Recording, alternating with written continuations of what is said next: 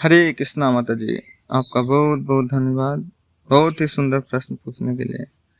आपका प्रश्न है, इस जन्म के कर्म के फल को हम कब तक भोगते हैं?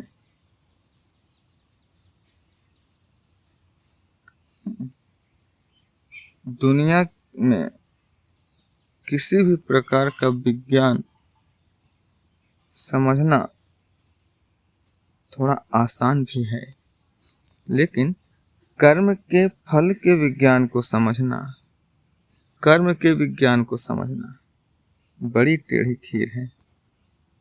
लेकिन फिर भी थोड़ा समझने का प्रयास करते हैं।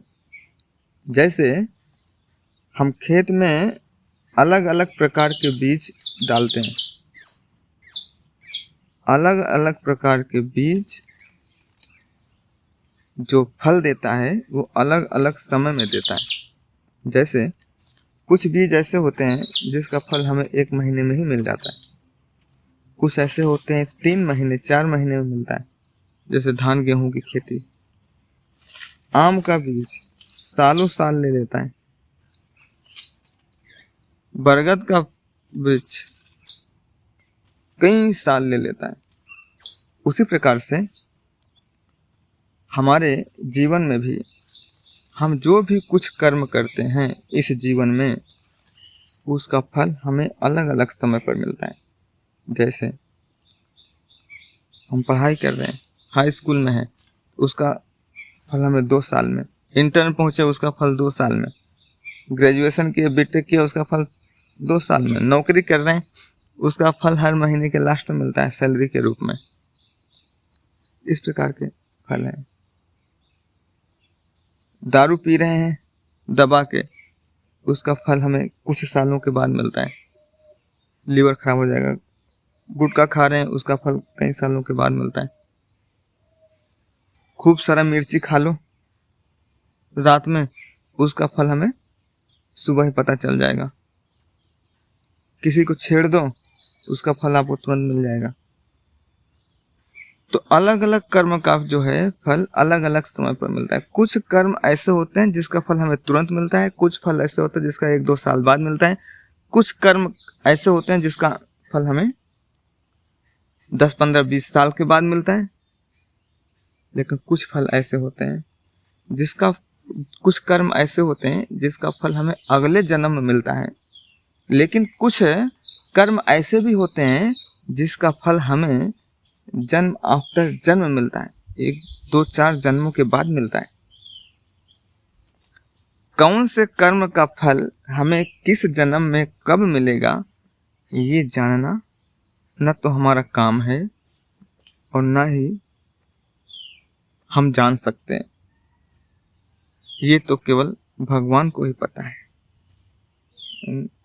किस कर्म का फल कब मिलेगा, ये हमारे बस की बात नहीं है। और कौन से कर्म का फल हम इस समय भोग रहे हैं, कौन से कर्म का फल हम 10 साल बाद भोगेंगे, कौन से कर्म का फल 10 जीवन बाद भोगेंगे, ये भी जानना बड़ा टेढ़ी खीर है। जैसे भीष्म पितामह तीरों की सैया पे थे, तो जब तीरों की सैया पर लेटे थे तो उनका कौन सा कर्म का फल था, उन्होंने कौन से पाप किए थे? तो भीष्म पितामह ने एक बार भगवान से पूछे भी थे कि मेरा ये कौन सा कर्म का फल है, जिसके कौन से पाप का फल है जो कि मुझे ये मिल रहा है। मैं तो अपने 100 जन्मों का लेखा जोखा देख लिया हूँ। 100 जन्म में हमने ऐसा कोई पाप नहीं किया जिसकी वजह से मेरे को ये फल मिलना चाहिए। तो भगवान ने बोला उसके पीछे और देखो। भगवान को बताते हैं 100 जन्म के पहले आपने एक सर्प को फेंक दिया था झाड़ी में, जिसको कई सारे कांटे चुभे थे। उसका फल है ये जो आपको मिल रहा है, तीरों पे सो रहे हो। सोचिए जरा, ये छोटे से कर्म का फल भुगतने के लिए इनको 100 जन्म लेने पड़े। कितना आश्चर्य की बात है।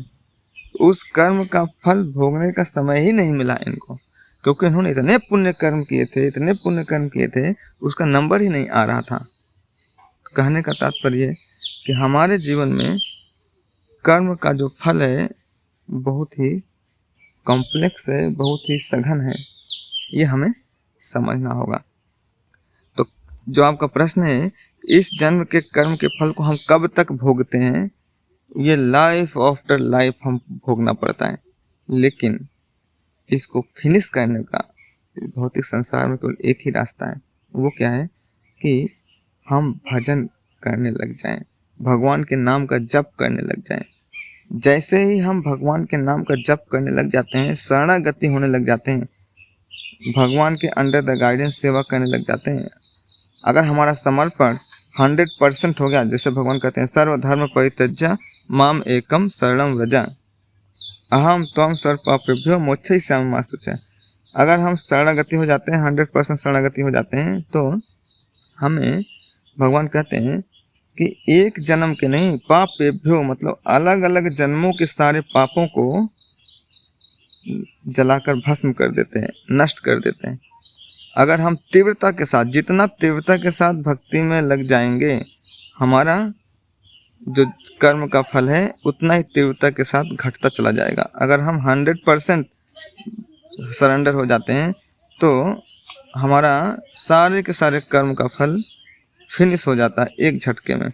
इसलिए हमारा ये प्रयास होना चाहिए कि हम सब ध्यान पूर्वक तीव्रता के साथ, अगर हम अपने पाप कर्मों के फल को नष्ट करना चाहते हैं तो हमें तीव्रता के साथ, शरणागति के साथ, लगन के साथ लगना होगा। और वो क्या है, केवल कृष्ण भावनामृत में। बिना भक्ति किए हम अपने पाप कर्मों के फल को नष्ट नहीं कर सकते, इसके अलावा कोई रास्ता नहीं है।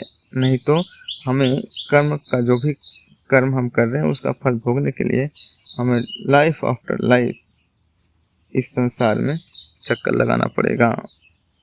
हरे कृष्णा। जगत गोसाई प्रभुपाद की जय।